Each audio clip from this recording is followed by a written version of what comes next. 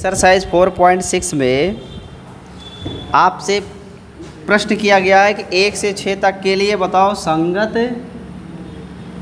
या असंगत। सिर्फ यही हमको बताना है कि जो समीकरण है वो संगत है कि असंगत है। तो कोई समीकरण संगत है या असंगत है ये पहचानेंगे कैसे, ठीक है। तो पहले फर्स्ट इक्वेशन में x + 2y = 2 है और इसके लिए एक समीकरण दिया है 2x + 3y = 3। ये पहला प्रश्न है। मैं आपको इसी प्रश्न को चेक करके बताता हूँ कि ये संगत है कि नहीं। देखो, संगत होने के लिए ज़रूरी है कि पहले समीकरण को गुणांकों के साथ जोड़ो तो a1x + b1y = c1 और दूसरा a2x + b2y = c2। तो संगत का जो शर्त होता है ना कि संगत कब होगा, तो होता है कि गुणांकों के अनुपात a1/a2 का मान b1/b2 और c1/c2 के या तो बराबर हो तब संगत होगा, यानी रेखाएं समपाती हो, या a1/a2 का मान b1/b2 के बराबर ही ना हो, तब भी रेखाएं क्या होंगी, प्रतिच्छेदी। तो इन दोनों स्थितियों में जो रेखा युग्म होता है वो होता है संगत। असंगत कब होता है? जब समांतर रेखा मिलती है। हाँ, जब समांतर मिल जाए, और समांतर तब होगी जब a1/a2 का मान b1/b2 के बराबर हो परंतु c1/c2 के बराबर ना हो, तो रेखाएं हो जाती है समांतर। और जब समांतर हो जाएंगे दोनों समीकरणों की रेखाएं तो कभी परिच्छेद करेंगे ही नहीं।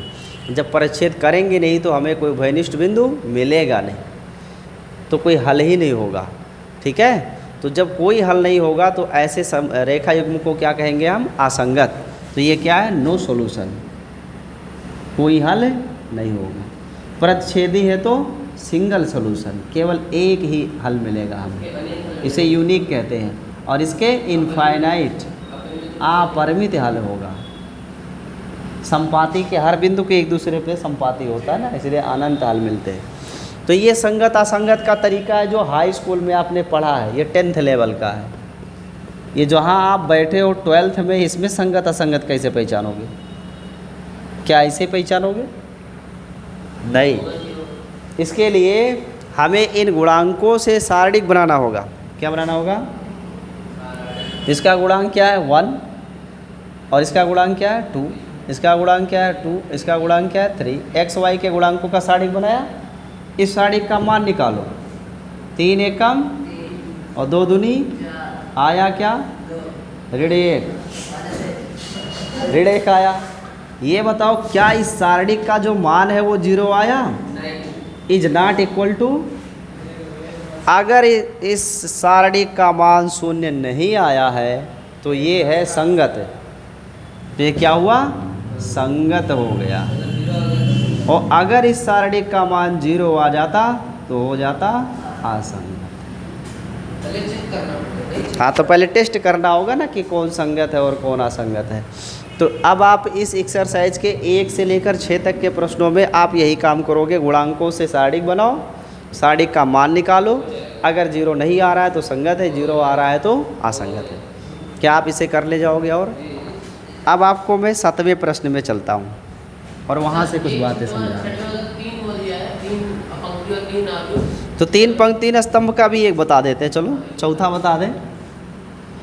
चौथे में दिया है x + y + z = 1, 2x + 3y + 2z = 2। फिर दिया है ax + ay + az = 4।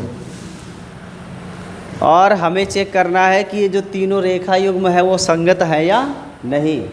तो पहले इससे गुणांकों का सारणिक बनाओ। गुणांकों का सारणिक, तो गुणांकों का सारणिक मान क्या निकालेंगे भाई? देखो, पहले तो आप भी बना लो, फिर उसका सारणिक मान निकालेंगे। तो इसका गुणांक 1 है, इसका 1 है, इसका 1 है, तो x का 1 2a, 1 2a x का गुणांक हुआ। y का गुणांक क्या? 1 3a। और z का गुणांक क्या? 1 2a। यही तो है भाई। हम इसका 60, हाँ ए, तो ए है तो ए ही तो लिखेंगे। समीकरण में यहाँ ए ही तो दिया है, तो गुणांक ए ही तो लिखेंगे। यक्स का गुणांक ए है, ए लिखा गया। वाई का गुणांक ए है, ए लिखा गया। जेड का गुणांक ए है, ए लिखा गया। जो गुणांक है वही तो यहाँ लिखे गए हैं। ये पहले समीकरण के लिए गुणांक है एक्स वाई जेड के, ये दूसरे समीकरण के लिए दूसरी पंक्ति बना दिया, तीसरे समीकरण के लिए तीसरी पंक्ति बनाया है। तो ये आप भी बनाया मैंने। अब इसका हम निकालेंगे सारणिक मान। क्या कह रहे हो? अच्छा, देखो तो इसका सारणिक मान कैसे ज्ञात करेंगे? सारणिक मान ज्ञात करना तो और आसान है।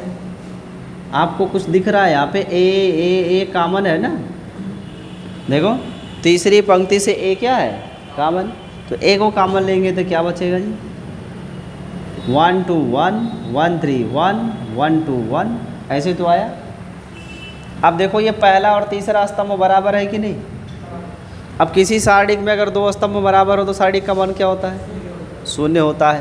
तो यहाँ C1 बराबर C3, इसलिए इस पूरे सारणिक का मान 0 आया, तो पूरा मान 0 हो गया। तो डिटर्मिनेंट की वैल्यू क्या आ गई? तो फिर ये समीकरण क्या है?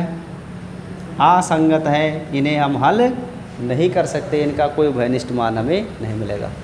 तो क्या आप संगत असंगत पहचान गए? नोट कर लीजिए, फिर इसके आगे आपको एक सॉल्व करके दिखाते हैं। संगत आए तो क्या? संगत आए, संगत आए, 0। हाँ, हल करना है तो वो 7वें प्रश्न से है, 6वें तक नहीं। 6वें तक केवल पहचानना है। तो ये दो समीकरण है, दोनों को हमें आव्यूह विधि से हल करना है। आइए सीखते हैं कैसे हल करेंगे। आप लोग वीडियो लाइक नहीं करते भाई, लाइक भी करते रहिए, शेयर मत करिए तो लाइक तो करिए। देखिए कैसे हल करेंगे इसे। सबसे पहले तो इनको हल करने से पहले जांच लो कि ये संगत है या नहीं। संगत होंगे तभी हल होगा। तो पहले तो इसे आव्यूह विधि से हल करने की बात कहा है, तो आव्यूह रूप में इसका निरूपण कर ले। तो आव्यूह रूप में लिखने के लिए जो आपके ये गुणांक यक्स के हैं और वाई के गुणांक है, इन्हें बना लेंगे हम एक आव्यूह। तो 5 7 2 3 का एक आव्यूह बन गया। जो चर हैं एक्स और वाई, इनका एक पंक्ति स्तंभ आव्यूह बना लेंगे, और जो अचर दिया है उसका एक स्तंभ आव्यूह बना लेंगे। 4 और 5 ऐसे बन गया। तो जो समीकरण ऐसे लिखे हुए थे, अब वो समीकरण इस फॉर्मेट में आ गए, तो ये आव्यूह रूप में चला गया। इसी को हमें हल करना है। हल करने के लिए ए वैल्यू मान लो ए है, और ये है यक्स, और ये है क्या? बी। तो यक्स का मान निकालने के लिए ए को पक्षांतर करना होगा। तो यक्स को पक्षांतर करोगे तो हो जाएगा ए इनवर्स बी। तो अगर यक्स का मान निकालना है तो पहले क्या निकालना पड़ेगा? ए इनवर्स, और फिर उसका बी के साथ गुणा करना होगा। फिर जो आएगा वो दोनों तरफ से बराबर करने पे एक्स और वाई का मान हमें प्राप्त हो जाएगा। बट सबसे पहले चेक करना है कि ए इनवर्स संभव है कि नहीं, यानी संगत है कि नहीं। तो पहले हम डिटर्मिनेंट वैल्यू याद करेंगे। तो स्टेप 1 में पहले हम ए का क्या निकालेंगे भाई? डिटर्मिनेंट वैल्यू, सारणिक मान। 5 7 3 2, क्रॉस मल्टीप्लाई करो। 5 3 -7 दूनी, वैल्यू क्या आया? क्या डिटर्मिनेंट की वैल्यू 0 आई है? तो फिर संगत समीकरण क्या है? जो समूह है वो संगत है, और अगर संगत है तो ए इनवर्स का अस्तित्व है। अब अगर ये ए इनवर्स का अस्तित्व है तो हमें पहले ए इनवर्स ज्ञात करना पड़ेगा। ए इनवर्स ज्ञात करने के लिए सबसे पहले ए के सहखंडज ज्ञात करेंगे, उपसारणिक। उपसारणिक ज्ञात कर लो। तो ए जो है इसका उपसारणिक पहले पंक्ति और पहला अवयव, पहले पंक्ति का पहला अवयव 5। इसके लिए जब उपसारणिक लिखोगे तो ऐसे ढकेंगे तो क्या आएगा? 3, और चिन्ह क्या लगेगा? प्लस। फिर पहले पंक्ति का दूसरा अवयव चिन्ह क्या लगाएंगे, माइनस। पहले पंक्ति के दूसरे अवयव के लिए ऐसे ढकेंगे तो क्या बचेगा, 7।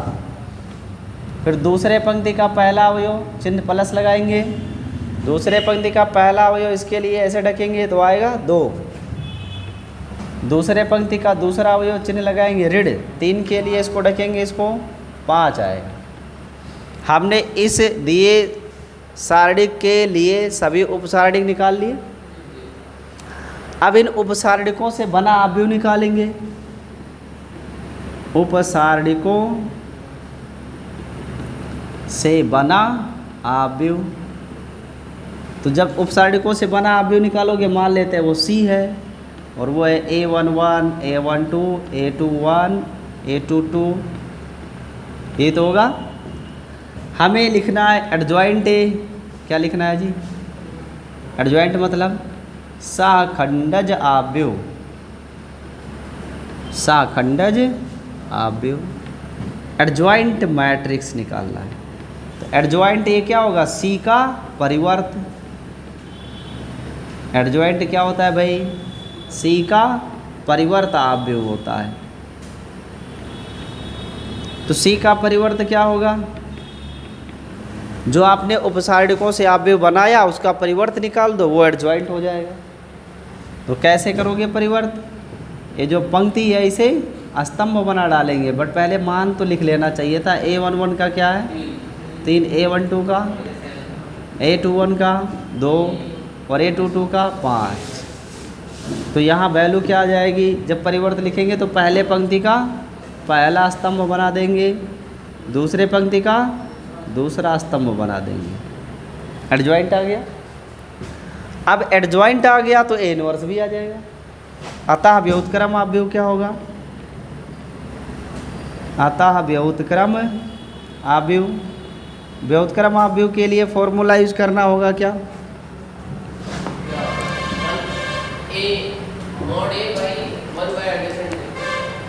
व्युत्क्रम का फॉर्मूला होता है ए इनवर्स बराबर 1 by determinant of A into adjoint of A. ये तो फॉर्मूला होता है। इसमें डिटर्मिनेंट की वैल्यू कितनी आई है 1, और एडजॉइंट का वैल्यू क्या आया है, ये है 3, 7, 2 और ऋण 5। तो आपको ए इनवर्स प्राप्त हो गया भाई, 3, 2, -7, -5, व्युत्क्रम अवयव मिल गया। इसके पहले वाला जो एक्सरसाइज है ना, उसमें यही सब है कि उपसारणिक निकालो, फिर उसके बाद ए इनवर्स निकालो। फिर जो 4.5 वाला है, 4.5 वाले में यह उपसारणिक पूछा है, किसी में कह रहा है कि व्युत्क्रम ज्ञात कीजिए। तो आप यहाँ से देखो, आप उपसारणिक भी निकालना सीख गए, व्युत्क्रम भी सीख गए, तो वो एक्सरसाइज आप कर सकते हो। ये अगला प्रोसेस क्या है भाई, हमें ज्ञात क्या करना था, इस समीकरण का हल ज्ञात करना है। समीकरण का हल, इसका मतलब x और y की वैल्यू ज्ञात करनी है। उसके लिए हम इस समीकरण 1 का उपयोग करेंगे। तो समीकरण 1 से, समीकरण 1 में ए इनवर्स का मान रखने पर, तो जब रखेंगे तो x बराबर हो जाएगा A inverse mean this 3, -7, 2 and -5 into B की जगह क्या लिखोगे 4 एंड 5, यही तो b का मान है। अब x की जगह क्या लिखेंगे, जो x का मान है वो है x एंड y, और इन दोनों का गुणा करेंगे। इस पंक्ति का स्तंभ से गुणा करो, 3 चौके 12 और 2 पंचे 10, फिर 7 चौक 28, 5वां 25, तो x y और इधर क्या बचा 22 और ये 53 में नेगेटिव। अब तुलना कर दो, तो तुलना से x बराबर 22 और y बराबर 53, ये आंसर हो गया। ऐसे समीकरण को हल करेंगे, ठीक है। ये है पूरी प्रक्रिया। तो मैंने 2 समीकरणों को लेके हल किया। अब इसके बाद 3 समीकरण वाला एक क्वेश्चन बता देता हूँ, इतना नोट कर लो आप। अब सीखते हैं 3 समीकरणों को कैसे हल करेंगे। तो जितने चर होते हैं उतने समीकरण होने चाहिए, तभी उन चरों का मान ज्ञात कर सकते हैं, अन्यथा नहीं ज्ञात कर सकते। तो x y z 3 चर हैं, 3 समीकरण भी हैं, हमें इन्हें हल करना है, और वो भी किस विधि से? आव्यूह विधि से। तो सबसे पहले इसे आव्यूह रूप में लिखिए। आव्यूह रूप में लिखेंगे तो गुणांकों से पहले आव्यूह बनेगा। तो यहाँ गुणांक 2 है, यहाँ 1 है, यहाँ x है ही नहीं। जहाँ x नहीं वहाँ गुणांक क्या मानेंगे? 0। तो जगह 2 1 0। y का गुणांक कुछ नहीं तो 1 माना जाएगा, यहाँ ऋण 2 है और यहाँ पे है 3। z का गुणांक 1 माना जाएगा, यहाँ भी z का गुणांक ऋण 1 होगा और यहाँ ऋण 5 होगा। और उसके बाद x y z का एक स्तंभ आव्यूह बना लेंगे और अचरों से एक स्तंभ आव्यूह बना लेंगे। ये इसमें ये जो पहला आप आव्यूह देख रहे हो उसे a मानते हैं, दूसरे वाले को x और इसको मानते हैं b। यहाँ से x की वैल्यू हो जाती है a इनवर्स b। अब हमें सबसे पहले a इनवर्स ज्ञात करना होगा, फिर इसमें मान रखेंगे b के साथ गुणा कर लेंगे, फिर बराबर करके तुलना कर देंगे, आंसर आ जाएगा। अब a इनवर्स ज्ञात किया जा सकता है कि नहीं, उसके लिए सबसे पहले हम इस सारणिक का आव्यूह का सारणिक मान निकालेंगे। 1 -1 और -5। इसका डिटर्मिनेंट वैल्यू निकाल लो। तो किसी पंक्ति या स्तंभ से प्रसार कर देंगे, क्योंकि यहाँ 3 पंक्ति 3 स्तंभ है, 3 × 3 आर्डर का है ना। इसका वैल्यू निकालने के लिए किसी एक पंक्ति या स्तंभ से प्रसार करेंगे। तो मैं इस पहले वाले पंक्ति से प्रसार कर देता हूँ। तो +2, इसको ढकोगे तो 2 पंचे, तो ऋण का धन 10 और ऋण 3 आएगा, तो ऋण 3 का बन जाएगा धन 3। यहाँ भी ऋण, यहाँ भी ऋण। फिर उसके बाद ऋण 1 के लिए लिखेंगे, इसको ढकेंगे, इसको ढकेंगे, 5 एकम 5, ऋण 5, 0 का 1 से गुणा करेंगे 0, तो ऋण 5 + 0। उसके बाद +1 के लिए प्रसार करना होगा। 1 के लिए प्रसार करेंगे तो इसको ढकेंगे, इसको ढकेंगे, 3 एकम 3, 2 0 0, तो 3 - 0, तो वैल्यू आ जाएगा ये 13 दूनी 26 +5 +3, 26 5 31 3 34। तो डिटर्मिनेंट की वैल्यू 34 आई, जो कि 0 नहीं है, इसलिए a इनवर्स ज्ञात कर सकते हैं और ये समीकरण जो दिया समूह है वो संगत है। ठीक है, ये सावधानी बरतिएगा हल करते समय, कहीं गलती ना हो, नहीं तो इसमें एक जगह गलती हुआ तो पूरा वैल्यू गलत हो जाएगा। तो एग्ज़ाम में सबसे बड़ी सावधानी यही है, और समय बर्बाद होता है डबल। तो एक बार फिर से चेक कर ले, 2 1 0 सही है, 1 -2 3 सही है, 1 -1 5 सही है, 1 3/2 9 ये भी सही है, 2 1 0 1 -2 3 0 सब सही है। तो जो मान ज्ञात किया गया वो भी क्या है? सही है। तो ये डिटर्मिनेंट वैल्यू 34 आई, 0 नहीं, इसका मतलब संगत समीकरण दिए गए हैं और इन्हें हम हल कर सकते हैं। पहले a इनवर्स ज्ञात करना होगा। a इनवर्स के लिए सबसे पहले उपसारणिक निकालेंगे, या जिसे आप सहखंडज आव्यूह कहते हो। a के सहखंड आव्यूह, तो सहखंड बनाएंगे तो पहली पंक्ति का पहला अवयव लेंगे, और ये चूँकि 3 × 3 का है तो कोई प्रॉब्लम नहीं, चिन्ह में +- करते जाएंगे। तो प्लस से स्टार्ट किया, पहले 2 के लिए लिखोगे तो 2 के लिए इसे ढकेंगे, इसे ढकेंगे, क्या बचेगा? ऋण 2 3 और ऋण 1 और ऋण 5। अब इसको हल कर लो, तो 5 दूनी 10, ऋण 3 का धन 3 यानी 13 आएगा। फिर a12 निकालो, माइनस लगाएंगे, तो इस दूसरे वाले अवयव के लिए इसको ढकेंगे, इसको ढकेंगे, 1 0 -1 -5, और इसको सॉल्व कर लीजिए, तो ऋण 5 और 0 मिला के हो जाएगा धन 5। फिर a13 प्लस चिन्ह लगाएंगे, तीसरे के लिए इसको ढकेंगे, इसको ढकेंगे, 1 0 -2 और 3, ये वैल्यू हो जाएगी 3 एकम 3 और 0 मिला के हो गया कुल 3। फिर आप A21 ज्ञात कर लीजिए, प्लस के बाद माइनस लगाएंगे। दूसरे पंक्ति का पहला अवयव दूसरी पंक्ति ढकी जाएगी, पहला स्तंभ ढका जाएगा 1 3 1 और -5। 1 3 1 एंड -5 इसका आप एक्सपेंशन करोगे, ऋण 5 और ऋण 3, ऋण 8 आएगा, आगे ऋण है इसलिए ये धन 8 हो जाएगा। फिर A22 माइनस के बाद प्लस, दूसरे के लिए इसको ढकेंगे 2 0 1 -5, 2 0 1 -5, तो ये वैल्यू हो जाएगी ऋण 10 और -0 आएगा, नो प्रॉब्लम, सिर्फ आएगा ऋण 10। फिर A23 निकाल लो। A23 दूसरे पंक्ति का तीसरा अवयव ये हुआ, ये स्तंभ ढका गया पंक्ति 2 0 1 3, 2 0 1 3 की वैल्यू आ जाएगी 6 -0, आगे माइनस लगा इसलिए आ जाएगा -6। अब तीसरे पंक्ति के निकाल लो। तीसरे पंक्ति का पहला अवयव माइनस के बाद प्लस, तो 0 के लिए लिखेंगे तो इसको ढकेंगे 1 -2 1 एंड -1, इसे क्रॉस मल्टीप्लाई करके हल कर लेते हैं। ऋण 1 और धन 2 बराबर आ जाएगा 1।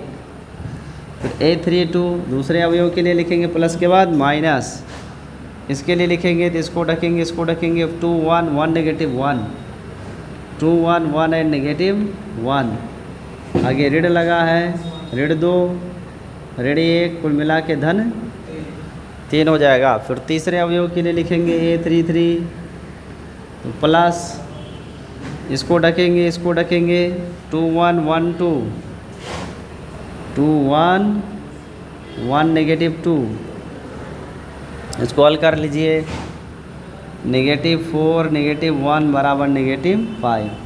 तो ये हमें मिल गए सबके सब सहखंड आव्यूह। अब इन सहखंडों से बना आव्यूह निकालेंगे। तो सहखंडों से बना आव्यूह,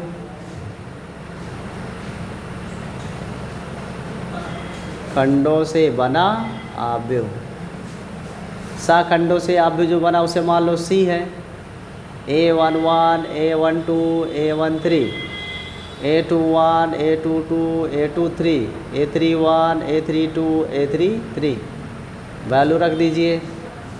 A11 का क्या आया 13, फिर 5, फिर 3, फिर 8, फिर ऋण 10, फिर ऋण 6, फिर 1, फिर 3, फिर ऋण 5, तो ये बन गया आपका आव्यूह।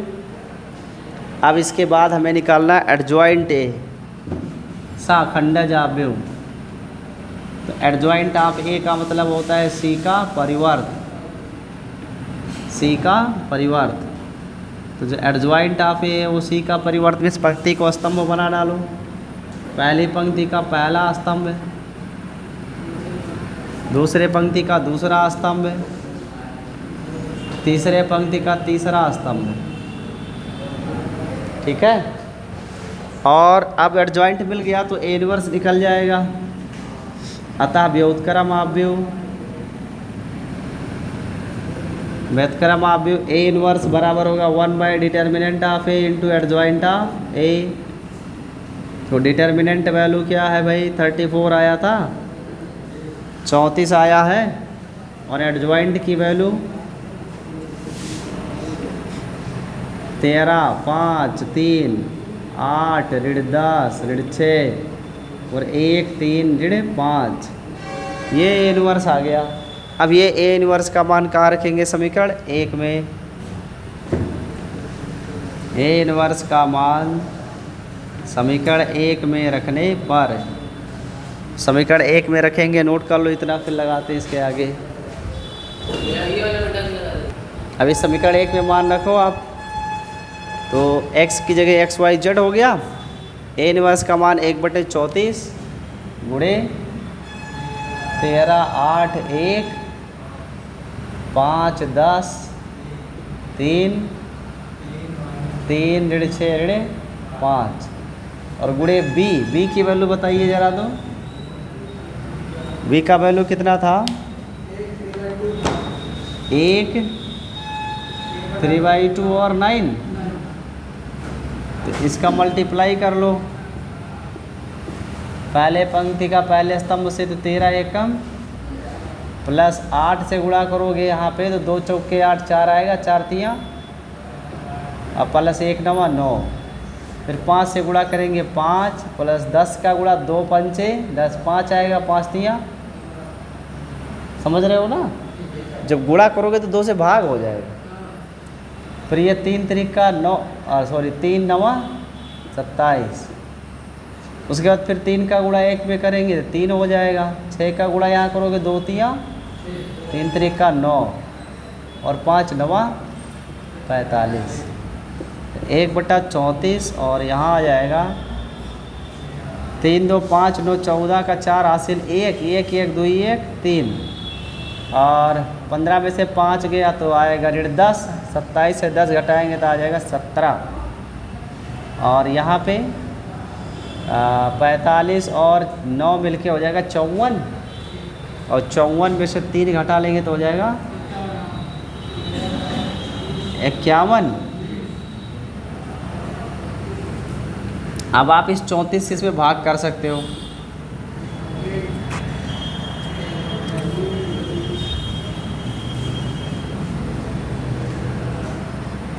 तो ये हो जाएगा 34/34